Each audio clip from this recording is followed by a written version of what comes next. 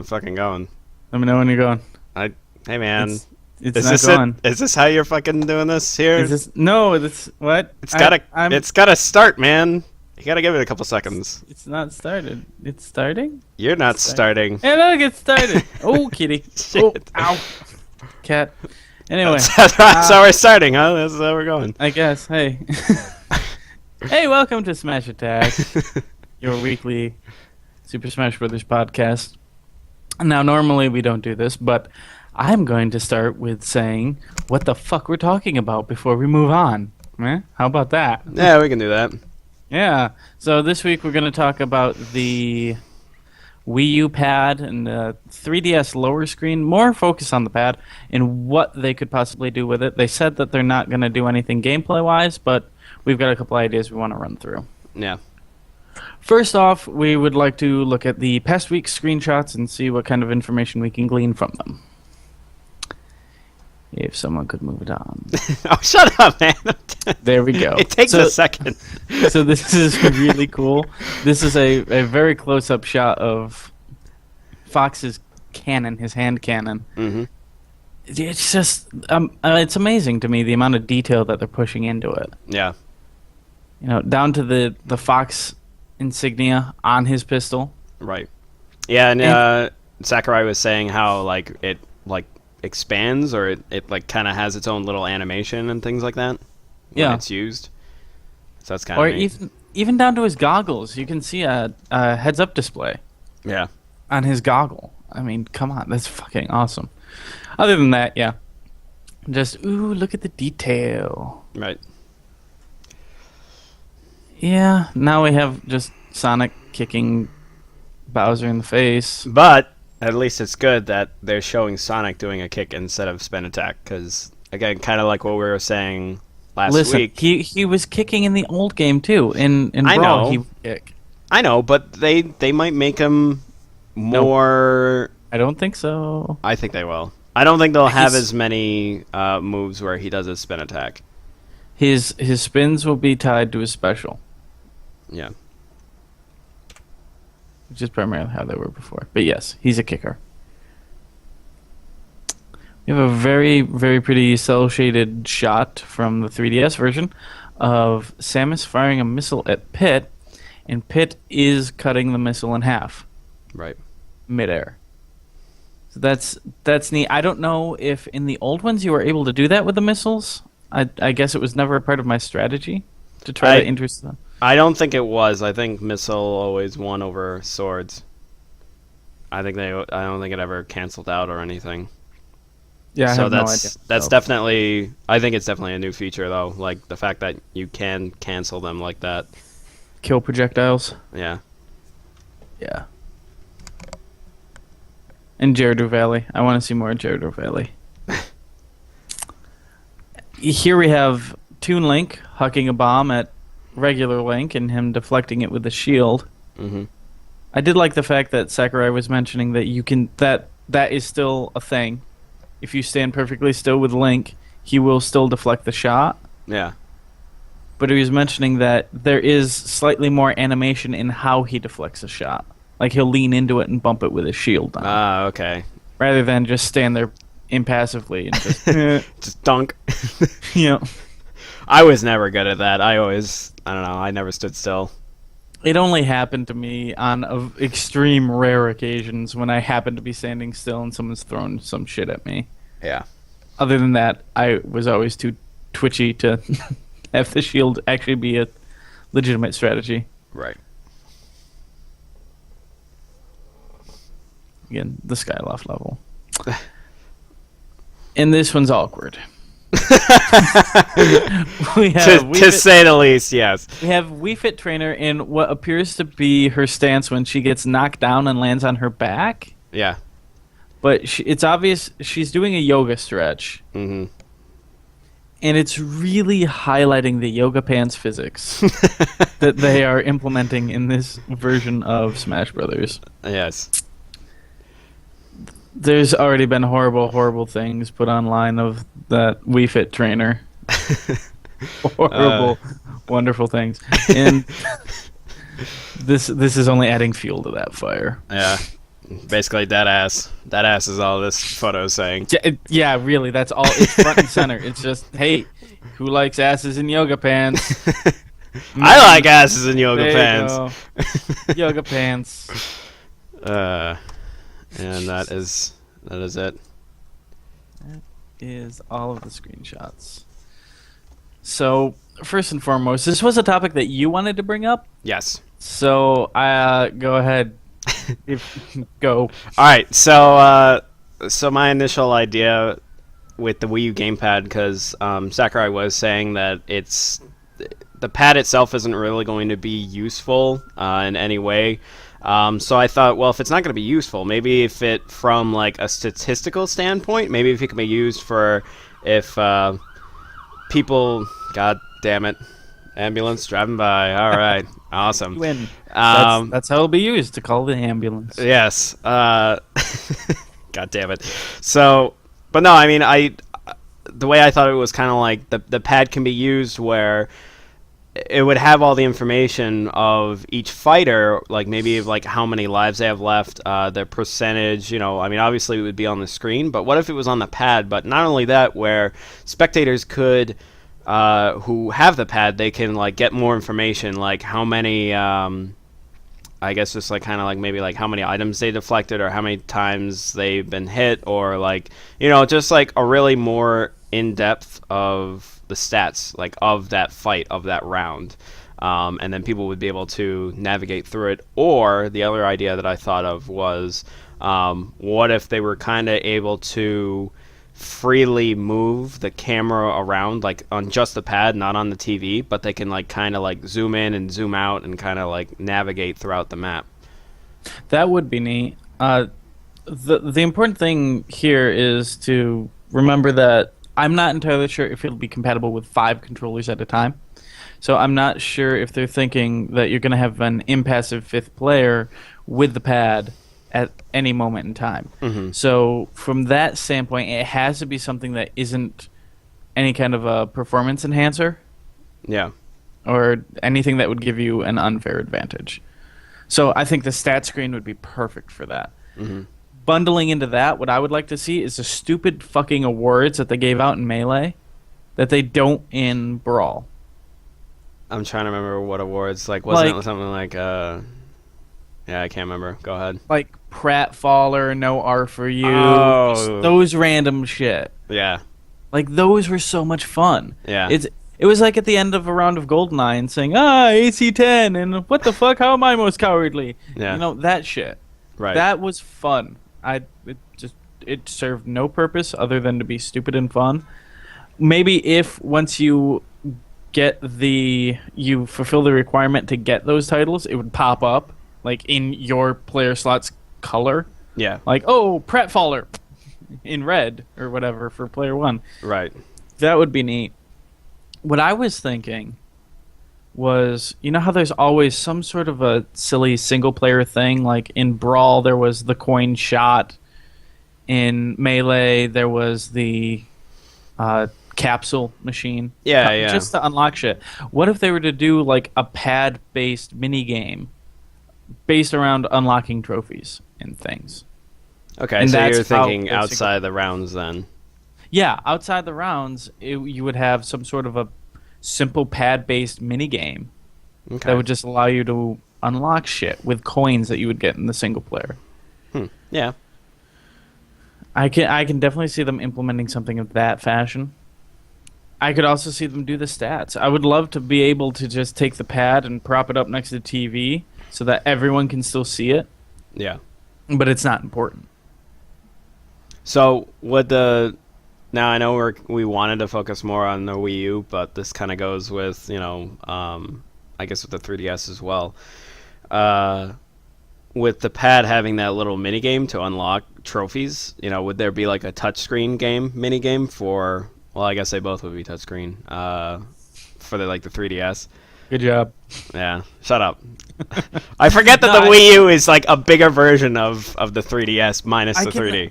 Well, no, I could see them doing more with it in the 3DS from a single player standpoint, because I don't believe that they are primarily looking to the 3DS version to be the competitive edition.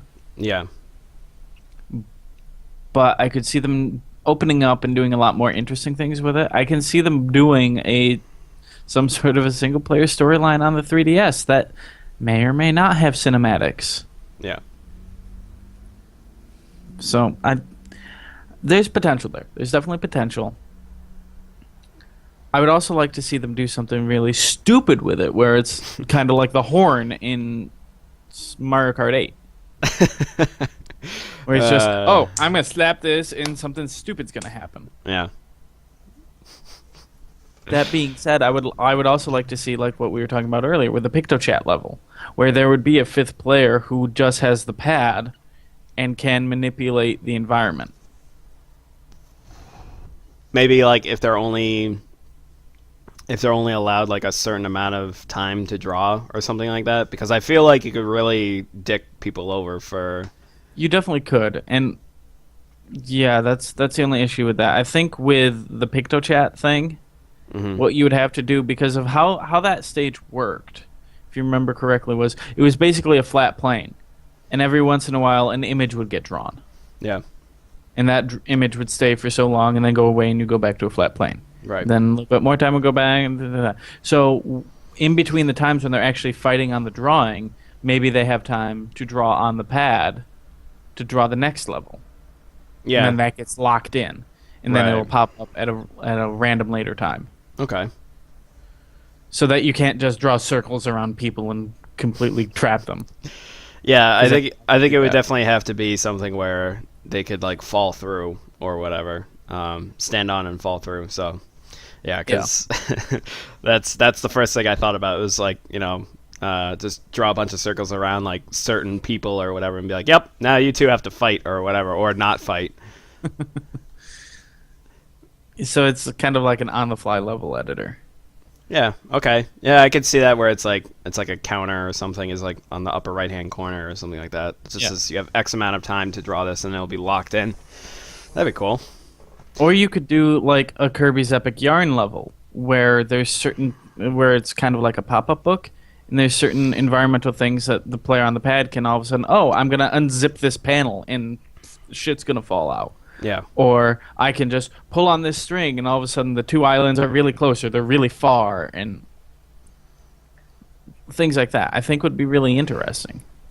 Yeah, and it could be I can see it more than just an aesthetic thing, because like it's like the levels are already made, or those different parts of the level are already made. It's just up to the person on the pad to kind of interact with them if they want to, just to kind of change the pace of the fighting. Yeah. But again, it's like another thing where it's kind of like optional as a nice little feature, but isn't required. Mm-hmm. But that's why I was thinking with like the whole stat thing, where it's again not directly involving what's going on in the match or whatever, but it's just there just because. Yeah.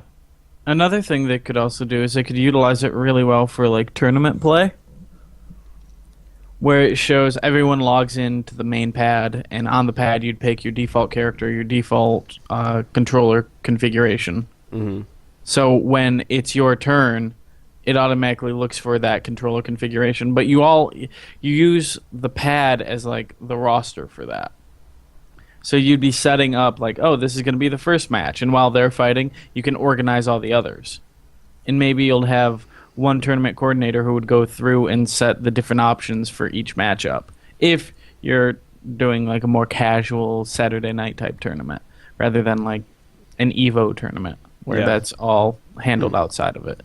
Not necessary, but Brawl also had a tournament set up, which was actually really good for like house party play. Yeah. And you're like, oh, we got like 16 people here, and we just want to keep, okay, winner stays in, the other 3 flip out. Right. So everyone gets defaulted to a certain character, whatever character they last played as, that gets defaulted. And as long as you had your name logged in, it would customize your controls to how you wanted them. Okay. So I could see them doing that with the pad and making it a bit more streamlined. Yeah, a little more interactive. Like while the match the current match is going on, they can, like you said, set up the next one, like have it ready like on the pad. So then it's just like it's a quick in and out. Like, all right, you're staying in, you're staying out, whatever. You're up next, and kind of swap them out. Yeah. So it'd be like a great way to kind of like schedule everybody in, I guess. Yeah, I mean, I used that version on Brawl on more than one occasion, and it's so useful and helpful. The only problem is if someone doesn't want to play anymore, like in that kind of a setting where they're like, I'm kind of done with it, you can't just easily drop out one player. So I can see them implementing something to allow that to happen, and especially with the pad, when you're not in the match, you can just walk up, I don't want to be here anymore, and just remove yourself. Yeah. Or, hey, I now want to play in your tournament of craziness, and pop in, and there I go. Yeah, especially if it's like maybe if because I know Brawl did a good job of this, of kind of keeping track of people's like profiles and things like that, and then you can kind of like, if it's someone who's been at your house before, and like you said, like one person's like, I don't really feel like playing anymore, but someone wants to jump in, you just be like, all right, load them up, load their profile up, put them in place, and be like, okay, now we're ready for the next match. Yeah. God damn it, Nintendo, we're making up ideas for you. Yeah, come on. We're practically making the game. You just have to, code it, bug test it, implement it, make sure it meets your quality standards. Come on, we're just giving you your job. We will take our checks if you just. Yeah, but I mean, from a gameplay standpoint, I can't see them really ever implementing anything for the pad, which is kind of sad because that's the big selling point of the Wii U, and to have one of their biggest games go, nah, we can't use it. It's kind of weird and silly. Well, I mean, I don't know. I mean, with all the ideas that we came up with and everything that we were just talking about, that's really as much as it can be, and even again, that's just kind of something that we just thought of like now. I mean, there was never really, when I heard the next Smash game being on Wii U, I wasn't like, oh man, I hope they use the pad some way to integrate it. Like, it was just kind of like, yeah, I'm all I'm saying is that if you're not going to utilize that pad that way, at all, it's like, okay, I can understand it from the Wii U, because it is primarily a 4-player game, and at maximum it can support 2 pads connected to it. No game utilizes 2 pads right now anyway. Yeah. But the capability is there. On the flip side, for the 3DS, everyone has a second touchpad. I can see them implementing modes in the 3DS and the 3DS version only that utilizes that pad for certain attacks. Let's say you get something similar to, say, the Dragoon from Brawl, where you had to collect the 3 parts and then you get one special attack. What if you were to get something like, I don't know, going out on a limb here, like Kirby's paintbrush from the Magic Mirror, whichever one it was, where you had to paint the lines, and you could suddenly paint lines on the screen that would attack. Because everybody has that touchpad, you could do that. You could have touchpad controls that would impact gameplay. So you're saying it would kind of be like, well, because that was the thing about that Kirby game, was that, you're just like a stationary ball, and it was all like, up to what kind of lines you drew. So you're saying like everybody would have to be that stationary character, and then like no, listen to my words.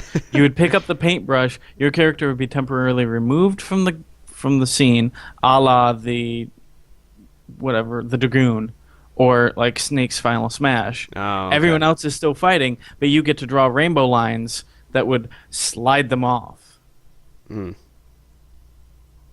Like maybe you get 2 seconds just to do a quick whoop, and then everyone has to deal with it. Or something similar.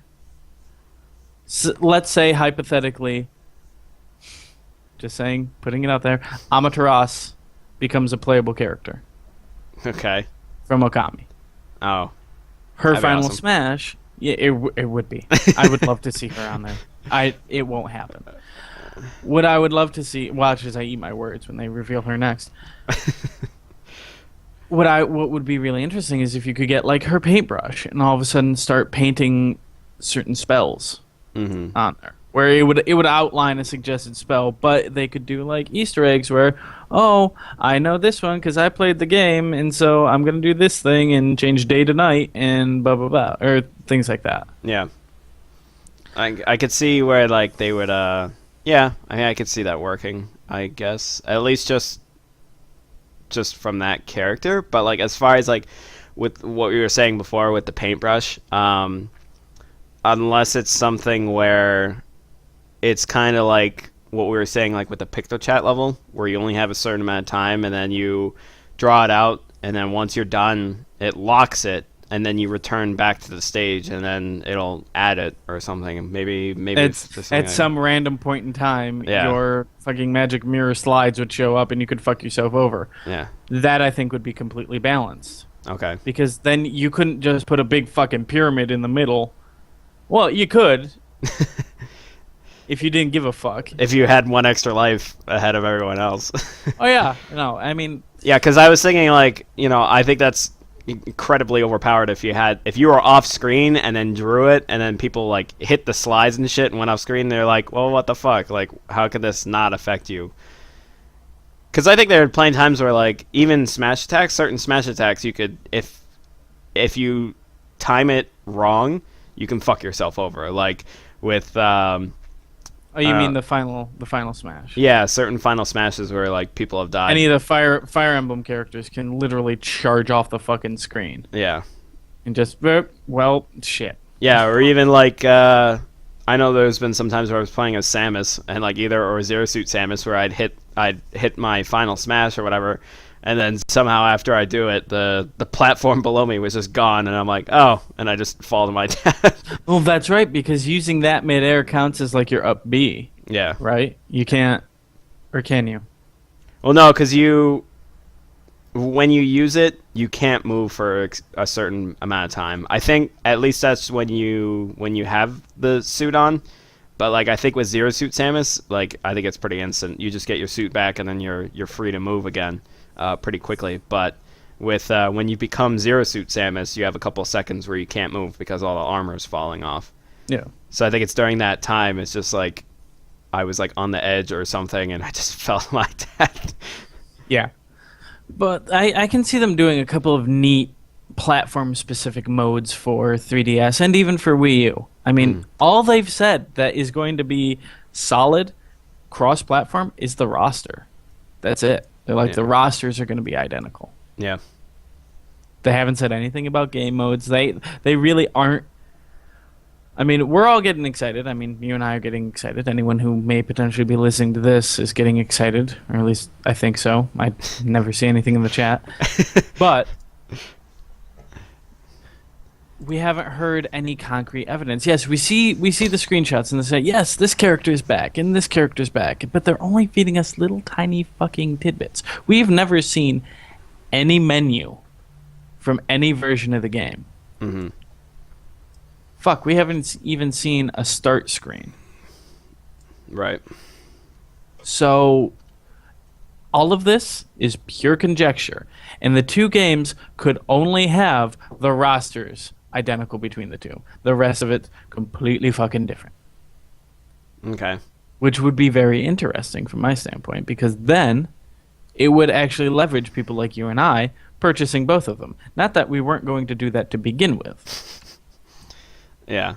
But it's still there. I mean, I would love to see a 3DS specific multiplayer mode that utilizes touchpad controls for certain specialized attacks.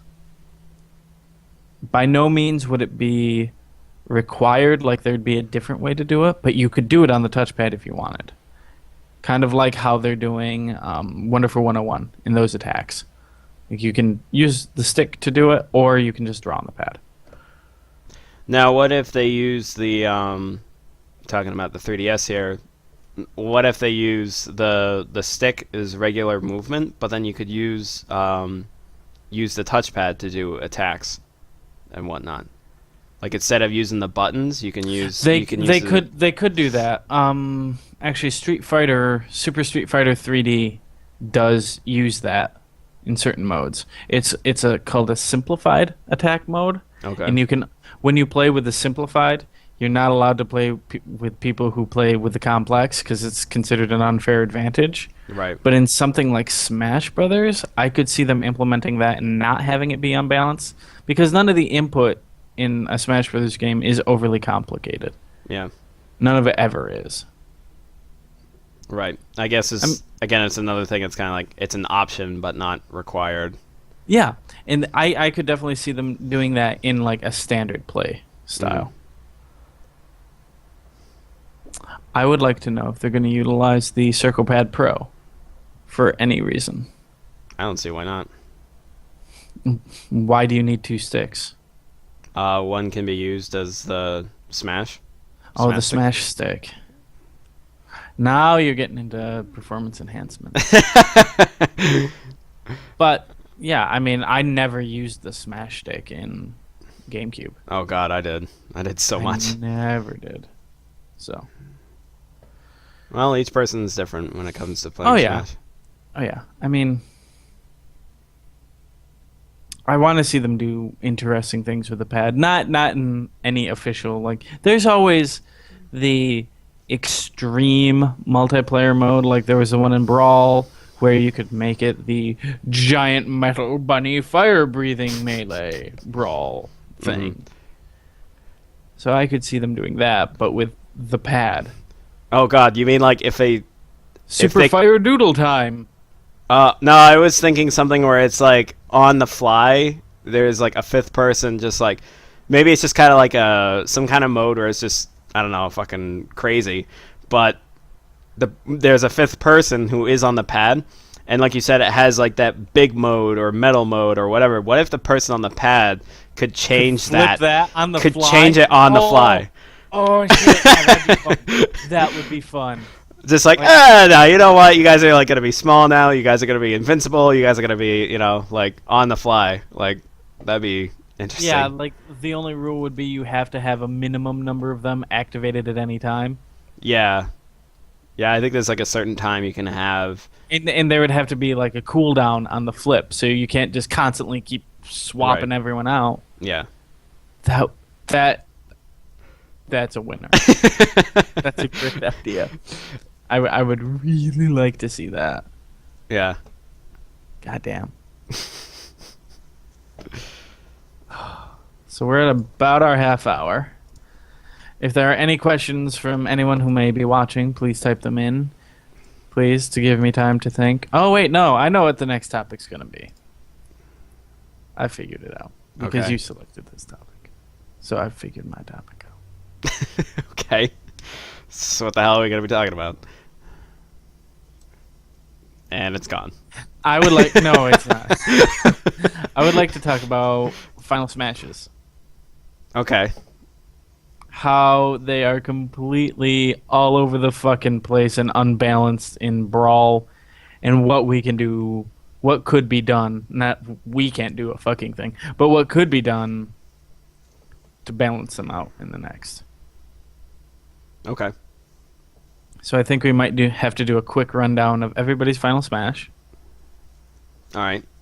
And then talk about which ones we feel like are overpowered or like... Over, under, balanced. Yeah. Okay. It might be a longer episode. Okay. Because there's a lot of Final Smashes. Until you get to Star Fox, in which case it's Landmasters! Yeah. Pretty much the Star Fox, the 3 of them, the Star Fox franchise, we could maybe just skim right over that. Not necessary. All 3 of those characters, and I'm probably committing a mortal sin, all 3 of those characters could be squished together into one, and it would be good for me. Yep. Which we've iterated many, many times. Make it based off of Fox to keep all the competitive players happy. Yeah. So that's it. Thank you for joining us. We will see you next week. Mm-hmm. Yes.